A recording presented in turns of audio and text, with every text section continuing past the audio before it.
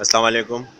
ये देख रहे हैं आप R124 घर का नंबर है और उसके सामने घर बंद होने की वजह से, यानी ये फैमिली यहाँ मौजूद नहीं है तो ये घर बंद है। लेकिन आप लोगों की बेइज्जती देखें कि उन लोगों ने कितना कचरा इधर जमा कर दिया है।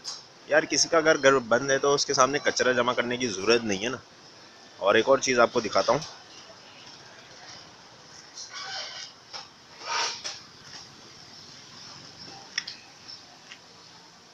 ये देख रहे हैं आप, ये भाई यहाँ पे ये गैस के मीटर लगे हुए हैं और ये कचरा है ना। कचरा जो है ये ऊपर वाली बिल्डिंग के लोगों ने फेंका हुआ है।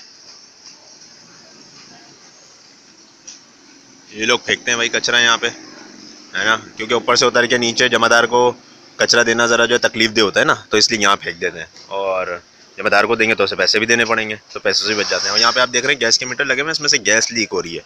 अगर खुदा न खास्ता इस कचरे को किसी ने आग लगा दी ना तो पता नहीं क्या होगा।